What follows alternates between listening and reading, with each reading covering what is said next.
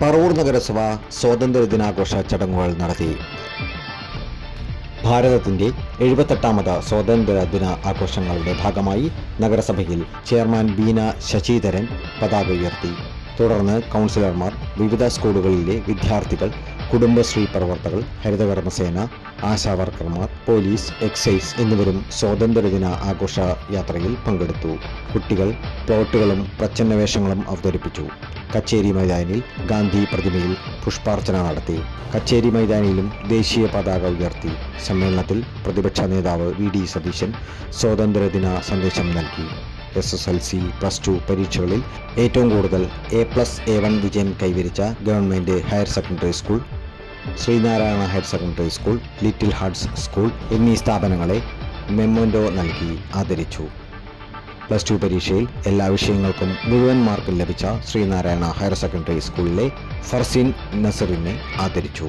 KV Ramakrishnan കണ്ണാത്തുശ്ശേരി സ്മരണയ്ക്കായി ഏർപ്പെടുത്തിയ എൻഡോമെൻറ്റുകൾ വിതരണം ചെയ്തു. Additional section judge A. Mujeeb Rahman മുഖ്യാതിഥിയായി.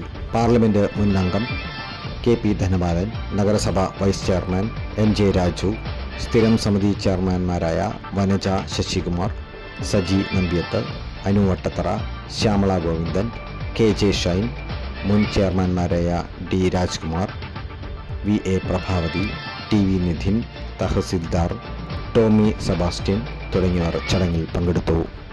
രാജ്യമാണ് ഉണ്ടാവാൻ പോകുന്നത്. അതിനെത്ര കാലം മുന്നോട്ട് പോകാൻ വേണ്ടി പറ്റും എന്ന് അദ്ദേഹം അത്ഭുതപ്പെടുകയുണ്ടായി. അദ്ദേഹം മാത്രമല്ല, ഈ അത്ഭുതം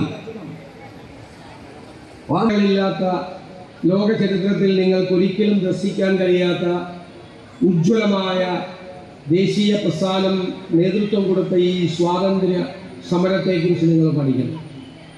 ആ സ്വാതന്ത്ര്യ സമരത്തെക്കുറിച്ച് നമ്മൾ അറിയണം. നമ്മുടെ വേരുകളെക്കുറിച്ച് നമ്മൾ അറിയണം. നമ്മുടെ അടിസ്ഥാനപരമായ മൂല്യങ്ങൾ തിരിച്ചറിയണം.